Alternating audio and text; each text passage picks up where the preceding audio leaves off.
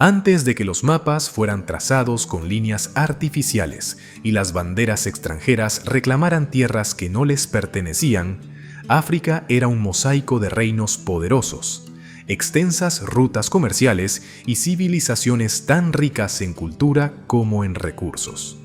Sus desiertos, selvas y ríos eran testigos de intercambios de oro, marfil y especias, pero también de historias, lenguas y tradiciones milenarias que unían a pueblos enteros. Era un continente vibrante, autosuficiente y lleno de complejidades que pocos forasteros llegaban a comprender por completo. Sin embargo, mientras en África la vida seguía su curso, en la distante Europa se gestaba en silencio un plan que no solo rompería esa armonía, sino que reescribiría su destino para siempre. A finales del siglo XIX, el mundo industrializado europeo estaba hambriento. Hambre de tierras, de poder y de recursos que alimentaran sus fábricas y su creciente ambición imperial. Las naciones competían ferozmente entre sí, y en ese juego de poder, África se convirtió en el premio más codiciado.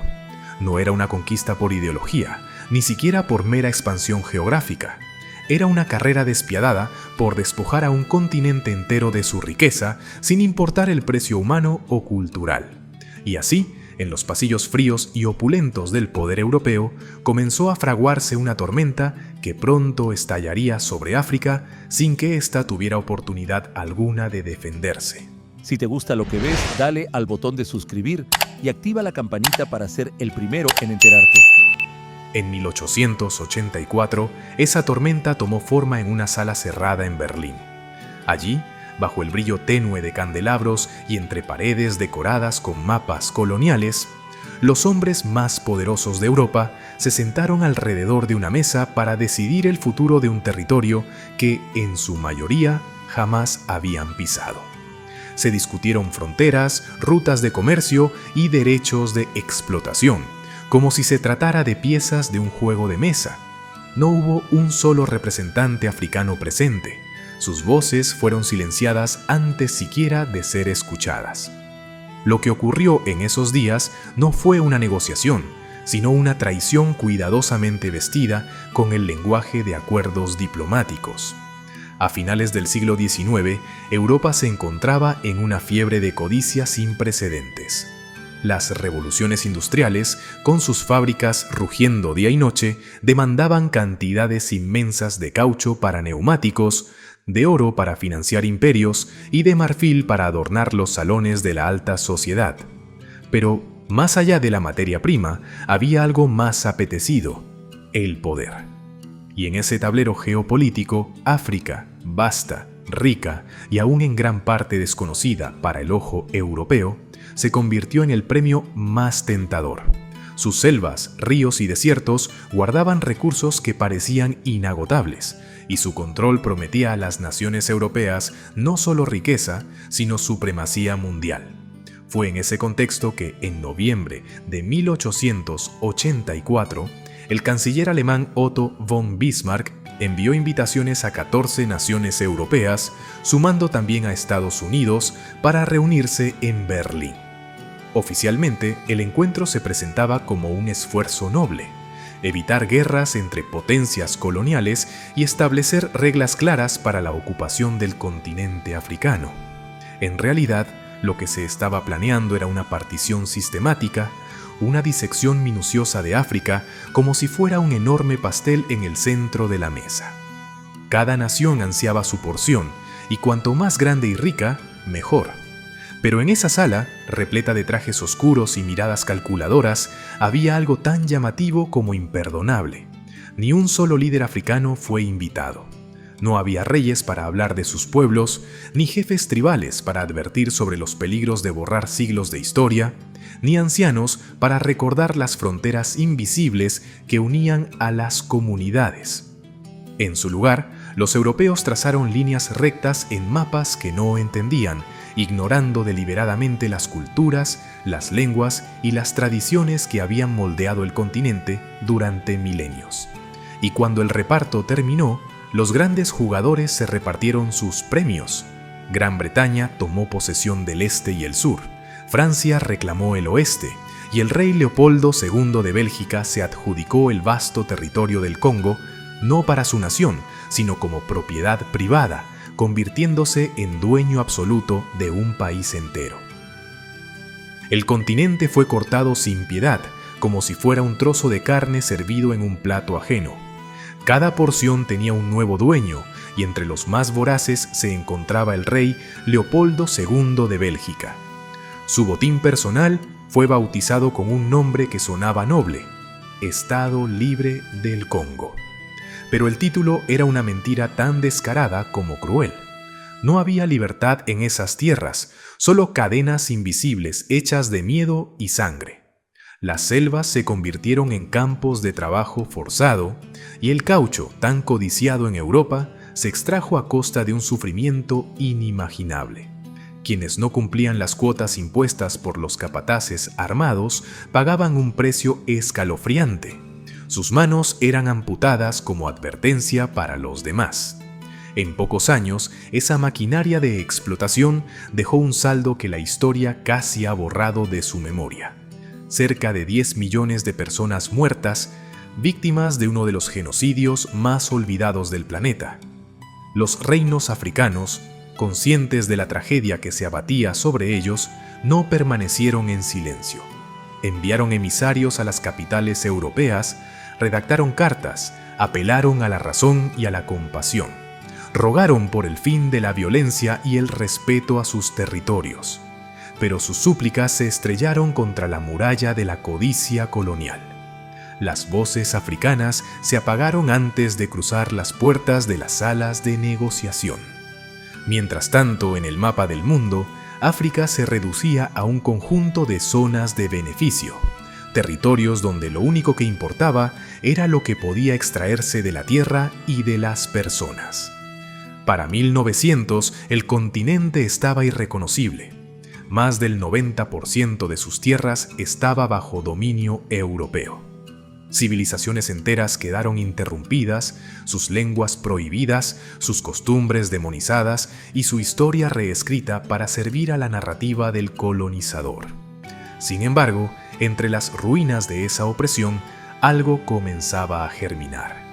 En el silencio de las aldeas, en las miradas furtivas de los sobrevivientes y en las canciones prohibidas que aún se cantaban en voz baja, empezaban a crecer las semillas de una resistencia que con el tiempo cambiaría el curso de la historia.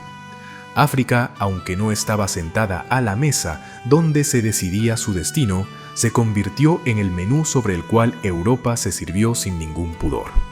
La Conferencia de Berlín no fue solo un evento diplomático, fue el disparador de un siglo marcado por el dolor, la resistencia y la lucha constante por la supervivencia.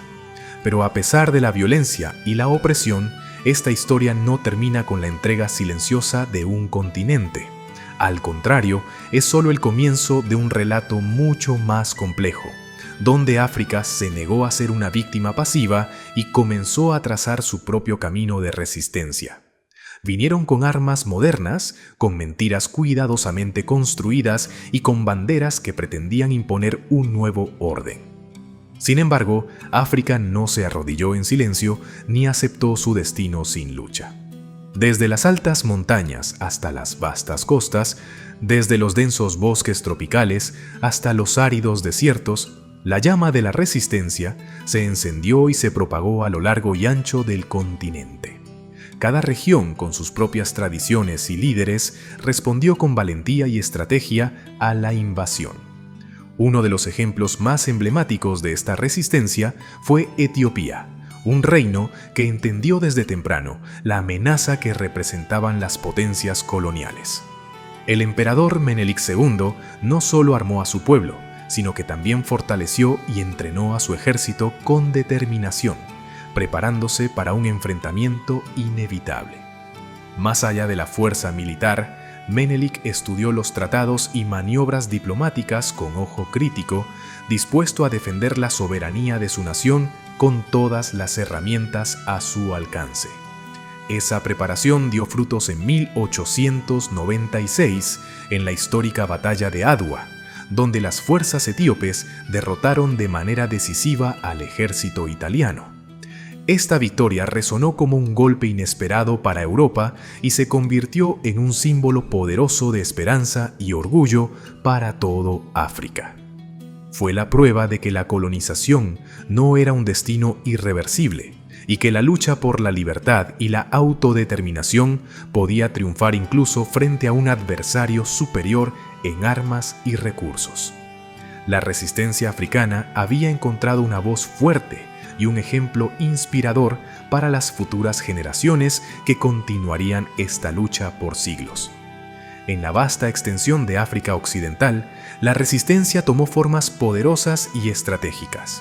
Samori Touré, un líder astuto y visionario, construyó un imperio formidable basado en el comercio inteligente y la táctica militar. Frente a la llegada implacable de los franceses, no se rindió. Durante más de 16 años libró una guerra constante, combinando ataques de guerrilla con hábiles maniobras diplomáticas, demostrando que la lucha contra la colonización no era solo cuestión de fuerza bruta, sino también de inteligencia y perseverancia. Mientras tanto, en la región que hoy conocemos como Nigeria, la historia de resistencia tenía raíces aún más profundas. Siglos antes de que los colonizadores europeos pusieran un pie en esas tierras, la reina Amina de Zazzau ya había construido imponentes murallas y comandado ejércitos con una destreza que desafiaba los tiempos. Su legado marcó un precedente para las mujeres guerreras que vendrían después, como ya Asantewaa, la reina de los Ashanti, quien en 1900 encendió la llama de la rebelión contra el dominio británico. Con una voz firme y desafiante, ya declaró sin titubeos: «Si los hombres no luchan, yo lo haré», convirtiéndose en símbolo de coraje y determinación para todo un pueblo. Al sur, la historia de la resistencia africana tiene otro capítulo crucial con Shaka Zulu, un líder militar que revolucionó las tácticas de guerra mucho antes de la llegada de los europeos. Su legado no solo transformó a su pueblo, sino que inspiró generaciones posteriores de levantamientos zulúes y movimientos de resistencia en territorios como Zimbabue. Allí, los pueblos Shona y Ndebele, bajo la guía de figuras emblemáticas como Mbuya Nehanda y Lobengula, continuaron la lucha por defender sus tierras y su identidad frente a la opresión colonial. Estas historias entrelazadas de resistencia demuestran que, a pesar del poderío europeo, África nunca dejó de luchar por su libertad. La resistencia africana no se limitó únicamente a los campos de batalla, donde el choque de armas y estrategias militares era evidente. También tomó formas más sutiles, pero igual de poderosas, presentes en poemas que preservaban la memoria, en oraciones que invocaban fuerza y esperanza, en escuelas clandestinas que educaban a las nuevas generaciones y en actos silenciosos de sabotaje que minaban el control colonial desde dentro. Frente al intento de borrarlos, los africanos dijeron no. Rechazaron que su historia, sus lenguas y sus tradiciones fueran borradas o reemplazadas. En sus comunidades protegieron el tesoro de sus palabras, transmitieron historias de generación en generación y cantaron canciones de libertad en secreto, desafiando la opresión con cada verso y cada nota. Esta resistencia no fue un acto pasivo de sufrimiento, fue una lucha constante, una voluntad férrea que permeaba todos los aspectos de la vida cotidiana. Aunque en muchas ocasiones pudieron perder batallas militares o territoriales, lo que realmente sembraron fueron semillas de esperanza y emancipación. Semillas que, con el paso del tiempo, germinarían en movimientos de liberación y en la lucha por la autodeterminación que cambiaría para siempre el destino de África. Sin embargo, cuando la fuerza bruta y la violencia abierta no bastaban para mantener el control, Europa desplegó una estrategia mucho más insidiosa y efectiva: la división. Bajo la fachada de la civilización se escondía un mecanismo astuto y despiadado conocido como divide y vencerás. Este método se convirtió en el arma silenciosa del imperio, diseñada para fragmentar a los pueblos africanos, enfrentar a unas comunidades contra otras y debilitar cualquier posibilidad de unidad y resistencia colectiva. Para afianzar su dominio, los colonizadores europeos no solo utilizaron la fuerza, sino que desplegaron una estrategia calculada que sembró división y desconfianza entre los mismos pueblos africanos. Separaron tribus que antes convivían en armonía, favorecieron a ciertos grupos sobre otros y crearon rivalidades que aún hoy en día resuenan con consecuencias profundas. En Nigeria, por ejemplo, los británicos instauraron un sistema de gobierno indirecto, entregando poder a determinados jefes mientras debilitaban a otros, fragmentando así la unidad política y social.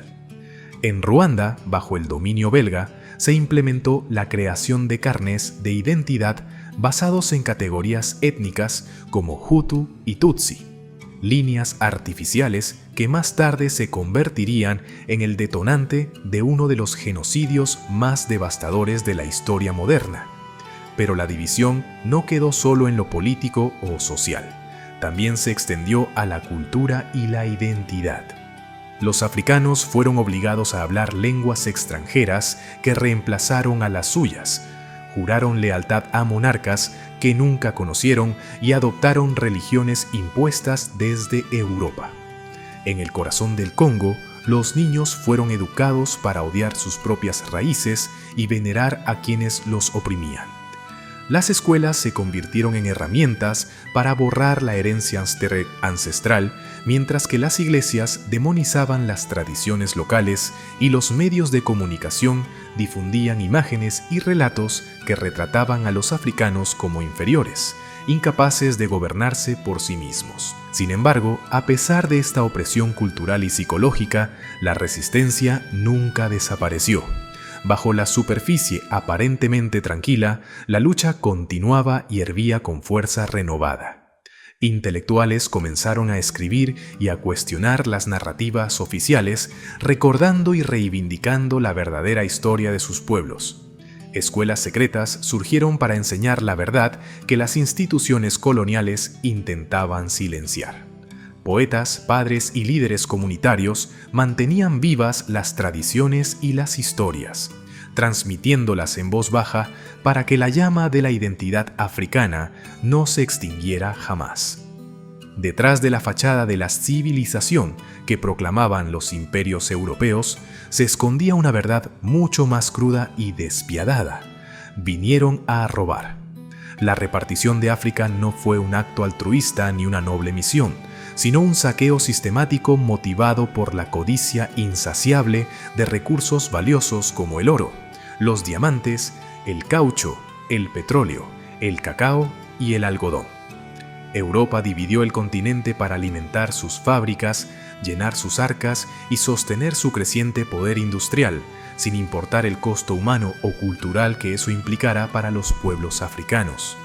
En el corazón del Congo, bajo el gobierno personal del rey Leopoldo II, los vastos bosques se convirtieron en campos de muerte y desesperación. La extracción del caucho, tan esencial para la industria europea, se llevó a cabo bajo un régimen brutal donde las vidas humanas eran moneda de cambio. Por cada tonelada de caucho recolectada, miles de manos eran amputadas como castigo para quienes no cumplían con las cuotas impuestas, dejando una marca sangrienta que quedó grabada en la memoria de la región. Más al sur, en Sudáfrica, el oro y los diamantes brillaban no para enriquecer a sus propios pueblos, sino para engrosar las cuentas de los imperios europeos. Las minas operaban bajo condiciones infames, donde la explotación laboral y la violencia eran moneda corriente, condenando a generaciones enteras a la pobreza y al sufrimiento, mientras otros se beneficiaban de su trabajo forzado. En Ghana, el cultivo del cacao se convirtió en una fuente de riqueza para Gran Bretaña, pero no para la nación que lo producía, que permanecía empobrecida y dependiente. Las infraestructuras que hoy aún cruzan el continente, como las vías férreas, no fueron construidas para conectar pueblos ni facilitar el desarrollo local, sino para transportar los recursos extraídos de las minas hasta los puertos, desde donde partían hacia Europa. Incluso los sistemas de impuestos se diseñaron estratégicamente para obligar a los africanos a trabajar en las empresas coloniales, asegurando que la mano de obra local estuviera siempre disponible para sostener el saqueo económico. Lo que se presentó como un proceso de desarrollo y civilización no fue más que un robo sistemático disfrazado de progreso. Y aunque muchos países africanos lograron la independencia política, la realidad económica siguió atada a cadenas invisibles que perpetuaron la extracción de riqueza hacia afuera.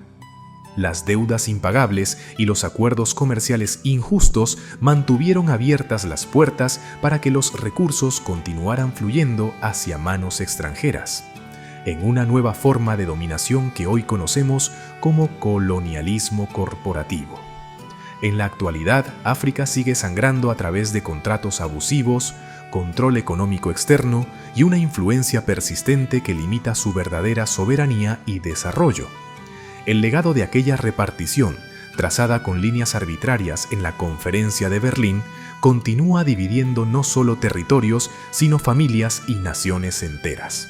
Las fronteras artificiales impuestas por los europeos se mantienen, provocando conflictos y tensiones que tienen raíces en esas decisiones centenarias.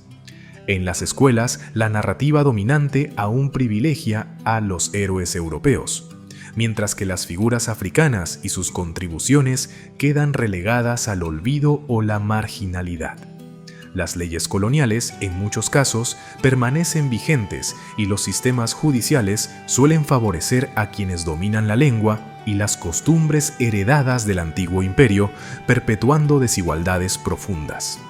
En la economía moderna, el patrón extractivo continúa intacto. África sigue exportando principalmente materias primas y dependiente de la importación de productos terminados, replicando un modelo que data de más de un siglo atrás. Las grandes multinacionales controlan vastas extensiones de tierras, reservas de agua y recursos naturales, mientras que la tasa de desempleo juvenil crece sin cesar, dejando a millones sin oportunidades y con un futuro incierto. Este legado pesado y complejo es la herencia directa de aquella repartición que hace más de 140 años decidió el destino de un continente sin escuchar ni una sola voz africana. Aunque el mundo a menudo señala a África como responsable de sus propias heridas, la verdad es que muchas de esas cicatrices fueron infligidas desde afuera, por manos extranjeras que arrancaron el tejido mismo de sus pueblos. La repartición del continente no fue un evento aislado ni terminado. Simplemente cambió de nombre y de formas, pero sigue vigente en las dinámicas políticas, económicas y sociales que aún atraviesan África. Sin embargo, a pesar de todo, África nunca olvidó ni permitió que su historia fuera borrada. Los héroes de la resistencia africana, a quienes intentaron silenciar y olvidar, siguen vivos en la memoria colectiva. Desde la reina Nsinga de Angola, una estratega brillante que engañó a los invasores portugueses y defendió su tierra con astucia, hasta Abdelkader en Argelia, quien lideró una feroz resistencia contra la colonización francesa. Desde la valiente Ya Asantewaa, que defendió el sagrado taburete de oro en Ghana con un coraje inquebrantable, hasta Samori Touré, que resistió por 15 años la invasión francesa en África Occidental. No todos empuñaron armas, muchos lucharon con palabras, con ideas y con la transmisión de la cultura y la identidad. Madres que educaron a sus hijos en secreto, maestros que enseñaron la historia verdadera, poetas que cantaron la libertad y guerreros que defendieron con valentía sus tierras. Todos ellos compartían un objetivo común: la libertad. Esta lucha constante y multifacética es el verdadero corazón de África, un continente que, a pesar de las heridas infligidas, continúa levantándose y escribiendo su propia historia.